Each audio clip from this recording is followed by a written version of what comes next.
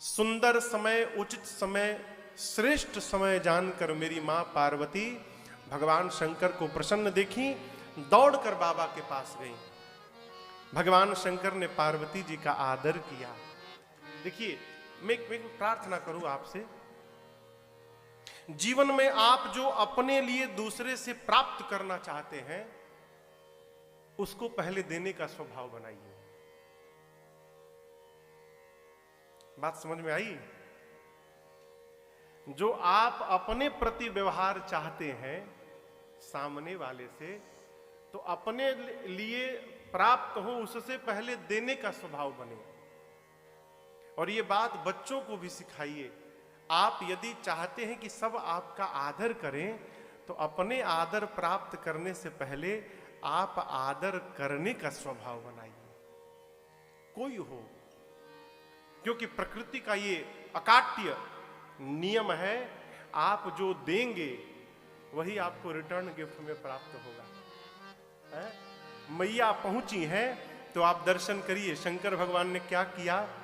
जाने प्रिया आदर अति कीन्हा। कितना आदर किया शंकर भगवान ने? अति आदर किया। आदर अति कीन्हा। और आप कहीं गए, सामने वाला आपको देखकर प्रसन्न हुआ, कैसे पता चलेगा? व्यवहारिक बात, आगते स्वागतम सारम,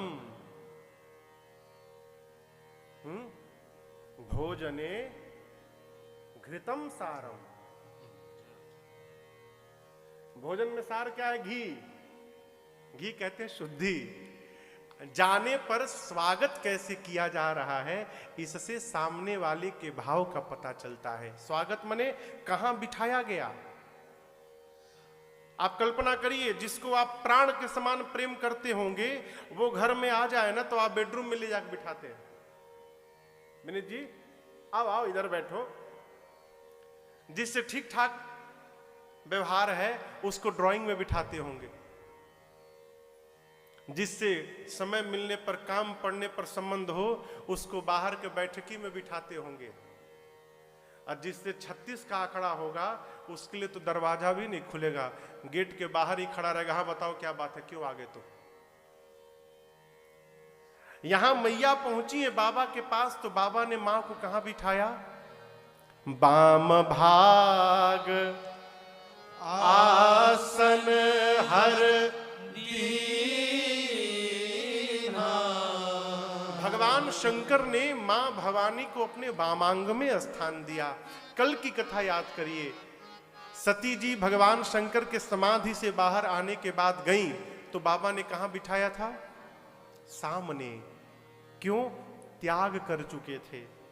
आज पार्वती जी आई तो बाबा ने वामांग में बिठाया। बाबा के वामांग में बैठकर मां को अपने पिछले जन्म की कथा याद आ गई। पूरब जन्म कथा चित और आपसे एक व्यवहारिक बात मैं करूं माई बाप, खोया हुआ स्थान जब जीवन में दोबारा प्राप्त होता है ना, तो उस सुख की अनुभूति को बताया नहीं जा सकता। किसी के भाव से उतरने के बाद फिर भाव में चढ़ जाना, ये बहुत बड़ी घटना है। खोया हुआ स्थान मां पार्वती को फिर से प्राप्त हुआ है। मेरी मां आनंद में भर गई। भगवान शंकर ने कहा, पार्वती जी क्या बात है? मां कहती, प्रभु मैं आज आपसे कुछ पूछने आई हूं। आप तो पूरे विश्व के नाथ हैं, आप मेरे भी नाथ हैं। तीनों लोक में आपकी महिमा विदित है प्रभु। चर यानी चलने वाले, अचर यानी न चलने वाले पेड़ पौधे, नाग जो पाताल में रहते हैं, नर धरती पर रहते हैं, मुनि देवा जो आकाश में रहते हैं, ये सब आपके चरणों की सेवा में लगे रहते हैं प्रभु। आप समर्थवान हैं, आप प्रभु हैं, आप समस्त गुणों एवं कलाओं के धाम हैं। आपकी शरण में आने वालों के लिए प्रभु आपका नाम हर हर महादेव ही पर्याप्त है। आपकी शरण में आने वाले भक्तों के लिए आपका नाम ही उनके लिए कल्प वृक्ष के समान है। प्रभु यदि आप पार्वती को सत्य में अपने चरणों की दासी मानते हैं नाथ, तो मैं हाथ जोड़कर आपसे प्रार्थना करती हूं प्रभु, आप अपने इस दासी के मन के संदेह को, भ्रम को आज समाप्त कर दीजिए। मेरा भ्रम दूर करिए नाथ। बाबा बोले भ्रम कैसा है? मां बोली अब का नहीं है, ये पिछले जन्म वाला ही अब तक समाप्त नहीं हुआ है प्रभु। शरीर तो बदल गया लेकिन भ्रम वही का वही बना है। शंकर जी बोले आपका भ्रम मैं कैसे समाप्त करूंगा? तो मां कहती हैं उपाय केवल आप ही के पास है। कही रघुनाथ कथा विधि नाना। प्रभु आप नाना प्रकार से रघुनाथ जी की कथा सुनाकर आप मेरे भ्रम को दूर करिए। शंकर जी बोले भ्रम क्या है आपको? अब सुनिए मां का भ्रम क्या है। मां कहती है प्रभु जो मुनि लोग परमार्थ तत्ववेत्ता हैं, जो परमार्थ में गति करते हैं, वो सारे ऋषि मुनि कहते हैं कि राम जी ब्रह्म हैं। चाचा जी राम जी क्या है? ब्रह्म है। वेद पुराण शेष सरस्वती सब राम जी की महिमा गाते हैं, ब्रह्म बताते हैं। आप मेरे पति हैं, आपको मैं देखती हूं कैलाश में दिन रात हाथ में माला लेकर और आप प्रेम पूर्वक राम राम राम राम जपते रहते हैं। प्रभु ये मुनि लोग, वेद पुराण, आप सब लोग जिस राम की चर्चा करते हैं, क्या वो राम अयोध्या वाले महाराज दशरथ जी के आंगन में खेलने वाले राम जी हैं? मैं क्यों पूछ रही हूं प्रभु? जहां तक मुझे पता है ब्रह्म का जन्म नहीं होता, ब्रह्म का कोई स्वरूप नहीं होता, ब्रह्म निराकार होता है, ब्रह्म अवतार नहीं लेता, अजन्मा होता, उसका नाम ही अज है, अजन्मा, जो जन्म न ले। यदि आप सबके अनुसार राम जी ब्रह्म है, तो मेरा प्रश्न है ब्रह्म भला एक राजा का बेटा कैसे बन गया? जो जन्म ही नहीं लेता वो राजा का बेटा कैसे बना? और यदि राम जी एक राजपुत्र हैं, तो एक जन्म लेने वाले राजपुत्र को आप लोग ब्रह्म क्यों बता रहे हैं? पिछले जन्म में मैंने अपनी आंखों से उनकी लीला का दर्शन किया, वो रो रहे थे। नारी बिरहमति हो, उनकी लीला देखकर, आपके मुख से उनकी महिमा सुनकर पार्वती के मति में भ्रम उत्पन्न हो गया है। और प्रभु अज्ञानी जानकर आप मेरे पर क्रोधित मत होइएगा। मैं पिछले जन्म की भांति आपसे विवाद करने के लिए नहीं बैठी हूं प्रभु, मैं आपकी चरणों की दासी पार्वती आपके साथ आज संवाद करने के लिए बैठी हूं। मैं राम जी की कथा सुनने के लिए बैठी हूं। मैं भगवान की कथा सुनना चाहती हूं। आपसे प्रार्थना है, सबसे पहले ये बताइए वो निर्गुण ब्रह्म सगुण कैसे हो गया? निराकार आकार कैसे धारण कर लिया? आप मुझे राम जी के जन्म की कथा सुनाइए, बाल लीला सुनाइए, धनुष यज्ञ सुनाइए, सीताराम विवाह सुनाइए। विवाह के बाद राजा बनने वाले थे ना, क्या हो गया कि राम जी को वन में जाना पड़ा? वो क्या क्या किया वो सुनाइए। कैसे अपनी प्रजा के साथ लीला संवरण करके वापस अपने धाम गए वो सुनाइए। प्रभु जो मैंने पूछा वो तो सुनाइएगा, जो पूछने में छूट गया है आप उसको भी सुना दीजिएगा। मां के इन सहज सरल वचनों को सुनकर भगवान शंकर आनंद में आ गए। और देखिए, किसी लेखक से, किसी कवि से उसकी कविता की प्रशंसा कर दीजिए, कवि को जो सुख की अनुभूति होती है आप सोच नहीं सकते। आप में से कोई कवि नहीं है ना? हाँ चलिए तब ठीक है। कवि से केवल आप जैसे एक वाक्य बोले वाह वाह क्या बात कही आपने, और दुगने जोश से सुनाते हैं। याद है आपको? हम लोग बहुत पहले एक बार कथा गा रहे थे उत्तर प्रदेश में, सीतापुर के पास एक स्थान है बिस्मा। बहुत पहले 2013 12-13 की बात, 13 में संभव था। ठंड का समय था, शिवरात्रि महाशिवरात्रि का समय था। तो वहाँ कथा में कवि जी आए, कमरे में हमें आए कथा के बाद। तो बोले कि महाराज मैं कवि हूँ, हिंदी में, संस्कृत में, उर्दू में, इंग्लिश में, सब में कविता लिखता हूँ। हमने कहा बड़े विद्वान हैं। बिठाया, उनको पानी उनी पिलाया, शुरू है कविता सुनाना। अब एक बार शुरू है तो बंद होने का नाम ही न लिए। 2-2.5 घंटे सुनाए। हम बार बार बीच में हम करें कि उठ के ये जाएं, अब हो गया भाई, अब 4 घंटा कथा कहा के आए हैं, अब आप 2 घंटा से कविता सुना रहे हो। और जैसे हम कहें और पानी, एक सुन लीजिए। तो हमारे एक चाचा, हमारे चाचा कहा करते थे, देखो फूल में सुगंध होगा ना तो अगल बगल से गुजरने वाले को पता चल जाएगा, लेकिन यदि कोई फूल तोड़कर नाक में लेके जाकर सूंघो सूंघो तो लोग कहेंगे पागल है। तो हमको उनको कहना पड़ा कवि जी को, प्रभु अब आप रहने दीजिए, अब आप फूल तोड़ के बरबस सूंघा रहे हैं नाक में। तब वो उठ कर गए वहां से। ये तो विनोद की बात है। देखिए मैया ने, देखिए रामचरितमानस की रचना किसने की, राम कथा किसने लिखी? भगवान शंकर ने। पहले दिन की कथा में मैंने आपसे निवेदन किया, रचि महेश निज मानस राखा। अरे शंकर ने, और जिस रचना को बाबा ने रचा है उसी रचना के बारे में मां भवानी पूछने लगी। ऐ मां के प्रश्नों को सुनकर भगवान शंकर आनंद में आ गए। हमारे पूज्य महाराज श्री कहा करते हैं, बाबू जो जीव तुमको भगवान की याद दिला दे ना, उस जीव जब जब वो दिखाई पड़े तब तब उसको धन्यवाद किया करो। जो आपको भगवान की ओर मोड़ दे वो जीव धन्यवाद देने का पात्र है। और जिसके डांटने से, जिसके मारने से और जिसके सताने से भगवान की याद आ रही हो, उस सताने वाले को भी धन्यवाद दिया जाए। यदि आप हमको न सताते तो हम भगवान के पास कैसे पहुंच पाते? बात समझ में आ रही है? जैसे भगवान की ओर पहुंचे। मां पार्वती ने भगवान के बारे में पूछा, भगवान शंकर आनंद में आए और पार्वती मैया को धन्यवाद दे दिए। धन्य धन्य गिरिराज कुमारी,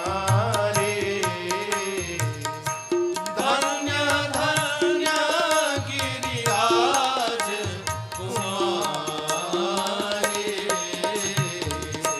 तुम समान नहीं को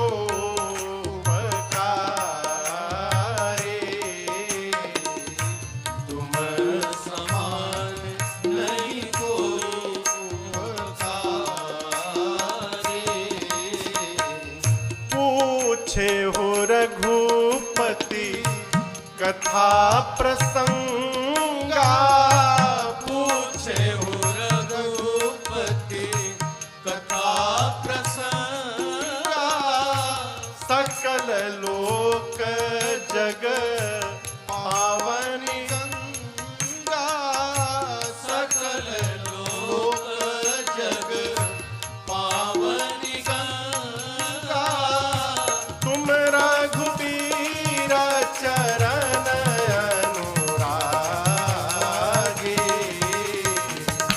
तुम रघुवीर चरण अनुरागी, इन्हीं प्रश्न जगत हित लागी, इन्हीं प्रश्न जगत हित लागी, इन्हीं प्रश्न जगत हित लागी। भगवान शंकर ने कहा, हे भवानी जी आप धन्य है, धन्य है, धन्य है, धन्य धन्य गिरिराज कुमारी। क्यों? आज शंकर के ऊपर जैसा उपकार आपने किया है, ऐसा उपकार आज तक किसी ने नहीं किया था। माँ ने पूछा, बाबा मैंने तो कुछ नहीं किया, कौन सा उपकार कर दिया मैंने? बाबा कहते हैं, आपने पूछे हो रघुपति कथा प्रसंगा। आपने रघुनाथ जी के कथा प्रसंगों को पूछा। दर्शन करिए। अच्छा ये बताइए, गंगा जी कहां से निकली हैं? हाँ, किसके? ब्रह्मा जी के कमंडलों से। अच्छा, और कोई बतावे? आप भी सही है, आप भी सही है। और कोई बतावे? बाबा के सर से।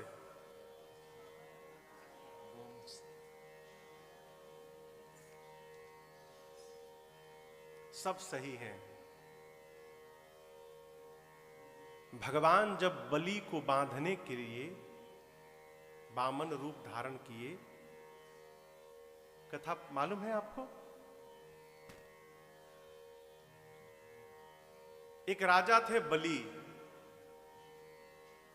असुर थे, असुर कुल में राजा थे बलि, लेकिन भगवान के भक्त थे, धर्म परायण थे। देवताओं के गुरु का नाम है बृहस्पति और असुरों के गुरु का नाम है शुक्राचार्य। शुक्राचार्य उनके गुरु थे। इतना पुण्य अर्जित करने जा रहे थे बलि कि पुण्य के बल पर वो इंद्रासन पर विराजमान हो जाते। अब एक असुर आकर इंद्र की गद्दी पर बैठेगा। भगवान ने बांधने के लिए वामन रूप बनाया, ब्राह्मण का छोटा सा रूप। यज्ञ में बैठे थे बलि, गुरुदेव भी थे उनके शुक्राचार्य जी। यही कहानी है ना। भगवान वामन बन के गए, छोटा सा बालक बन के। वामन यानी बौना। कहा कि ब्राह्मण आया है दान लेने के लिए। तो बलि ने कहा कि मेरे द्वार से आज तक कोई ब्राह्मण खाली नहीं गए। इतने छोटे ब्राह्मण देवता क्या मांगेंगे हमसे? कहिए। भगवान ने कहा ऐसे नहीं मांगूंगा, आप संकल्प करो जल लेके। संकल्प करो कि जो मांगूंगा आप दोगे, तब मैं मांगूंगा। शुक्राचार्य तो गुरु समझ गया, ये तो विष्णु है, ये तो छल करने आया है। उठ कर गए बलि के पास, बोले देना मत, धोखा होने जा रहा है तुम्हारे साथ, एकदम संकल्प मत करना। कौन? विष्णु आए हैं, विष्णु छलने तुमको। बलि ने कहा गुरुदेव, आज तक आप मुझे सिखाते रहे कि दान करना चाहिए, दान करना चाहिए। मेरे से अधिक सौभाग्यशाली कौन है? आज बलि से मांगने साक्षात नारायण खड़े हो गए हैं और आप कहते हैं मत दो, मैं दूंगा। और बलि ने अपने गुरु के वचनों का त्याग किया, कहा मैं दूंगा। कमंडल उठाया जल लेने के लिए। शुक्राचार्य बोले चेला तो सुन ही नहीं रहा है। तो कमंडल में टोटी होती है ना, वो पानी निकालने के लिए नहीं बनी रहती है। उसी टोटी में जाके शुक्राचार्य बैठ गए कि मैं बंद कर दूंगा तो पानी ही नहीं गिरेगा, न पानी गिरेगा न संकल्प होगा। अब बलि गिराए तो पानी न गिरे, तो भगवान तो सब जान रहे हैं। भगवान बोले रुकिए रुकिए, जाम हो गया है ये, अभी साफ करता हूं। एक सीख उठाए और टोटी में जैसे मारे, शुक्राचार्य जी की एक आंख चली गई, पानी गिरा। संकल्प किया, कहा जो मांगिएगा दूंगा। भगवान ने कहा 3 पग भूमि चाहिए। कितना? 1 2 3 पग भूमि चाहिए। बलि सोचने लगे इतना छोटा ब्राह्मण बौना, 3 पग यहां से वहां होगा, ये क्या करेगा? अच्छा चलो दिया, नाप लीजिए 3 पग। भगवान स्वरूप बढ़ाना प्रारंभ किए और वहां भगवान ने त्रिविक्रम रूप धारण किया अपना। और 2 पग में, 2 डेग में भगवान 3 लोक 14 भुवन नाप गए। अभी भी 1 पग बाकी है। भगवान ने कहा बलि अब बताओ तीसरा पग कहां रखूं? तो बलि ने कहा प्रभु आप मेरे सर पे रख दीजिए। भगवान ने बलि के सर पर पांव रखा और बलि को पाताल भेज दिया तुरंत। चाहते थे देवलोक चले गए पाताल में। भगवान बलि के इस व्यवहार से बहुत प्रसन्न है। पूछा बलि से कि मैं तुमसे प्रसन्न हूं, क्या मांगते हो मांग लो। ऐसा कहते हैं कि बलि जहां पाताल में रहते हैं महल में, उनके महल में 52 ऐसे कुछ द्वार हैं, दरवाजे। तो बलि ने कहा प्रभु मैं यही चाहता हूं, मैं जिस समय जिस दरवाजे की ओर देखूं उस द्वार पर आप ही मुझको दिखाई पड़े प्रभु, यही मैं आपसे वरदान चाहता हूं। भगवान ने कहा तथास्तु, ऐसा ही होगा। ऐसा कहते हैं कि आज भी भगवान बलि के द्वार पर चौकीदारी में है। वो जिस द्वार पर देखता है भगवान का दर्शन होता है। तो भगवान जब वो त्रिविक्रम रूप धारण किए थे, शरीर बढ़ाते बढ़ाते पांव बढ़ाए नापने के लिए, और वो पांव जब ब्रह्मलोक पहुंचा तो उस समय उस भगवान के पांव को ब्रह्मा जी ने जल निकाला और भाव को पखारा, और पखार के जो जल निकला वो जल कमंडलू में रख लिया। वही जल गंगा जी है। भगवान के चरणों से निकली है गंगा जी, वही जल गंगा जी है। भगीरथ जी की कठोर तपस्या से वो गंगा जी वहां से चली। अब गंगा जी ने भगीरथ जी से कहा कि मेरे वेग को कौन संभालेगा धरती पर, मैं धरती पर उतरूंगी तो धरती फट जाएगी, कौन संभालेगा मेरे वेग को। तब जाकर भगीरथ जी ने भगवान शंकर से प्रार्थना की।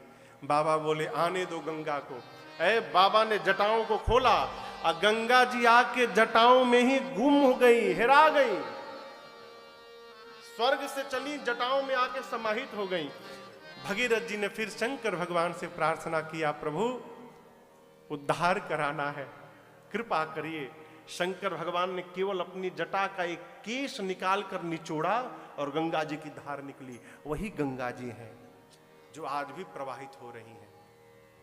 तो भौतिक संसार में गंगा जी आध्यात्मिक दृष्टिकोण से कहा जाता है कि भगवान शंकर की जटा से निकली है, इसलिए उनका एक नाम जटा शंकरी गंगा है। क्या नाम है?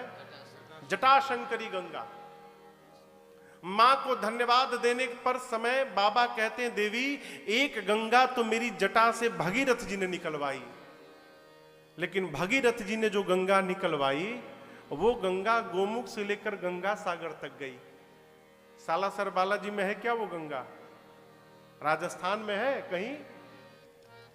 लेकिन बाबा कहते हैं देवी आज मेरी जिह्वा से एक दूसरी गंगा आप निकलवाने जा रही हैं, और ये जो गंगा निकलने वाली है जिह्वा शंकरी गंगा, ये केवल गोमुख से गंगा सागर नहीं, ये राजस्थान के सालासर में बहेगी और बहती रहेगी। बाबा कहते हैं ये जो गंगा आपने निकलवाया है भवानी, ये गंगा सकल लोक जग पावनी गंगा। बाबा ने मैया को धन्यवाद दिया है।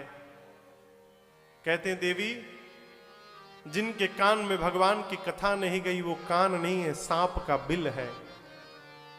कान है न छिद्र, सांप का बिल है। कौन? जिसने भगवान की कथा नहीं सुनी। सांप का क्या काम है? जहर छोड़ना। जिस कान में भगवान की कथा नहीं है, बाहर का आदमी आएगा जहर डाल के चला जाएगा, और जहां अमृत पड़ा हुआ है वहां जहर का प्रभाव होने वाला नहीं है। भगवान की कथा अमृत है, ठीक ना? शंकर भगवान कहते हैं देवी जिसकी आंखों ने भगवान का दर्शन नहीं किया वो आंख नहीं, मोर के पंख पे बना आंख है, किसी काम का नहीं है। मोर के पंख पे देखे है ना, नेत्र जैसा आकृति है। कहते हैं जिसका सिर अपने से श्रेष्ठ और सदगुरु के चरणों में न झुका वो सिर नहीं है, कड़वी लौका है, किसी काम का नहीं। जिसका हृदय भगवान की कथा सुनकर द्रवित न हो वो हृदय नहीं है, वो पत्थर है, कठोर है, निष्ठुर है। पार्वती जिसकी जिह्वा भगवान के नाम का गुणगान नहीं करती वो जिह्वा नहीं है, दादुर की जिह्वा है। दादुर जानते विनीत जी? दादुर मने मेढक। मेढक बरसात में रात भर टर टर टर टर टर्राता है, कोई ध्यान देता है क्या? नहीं देता ना।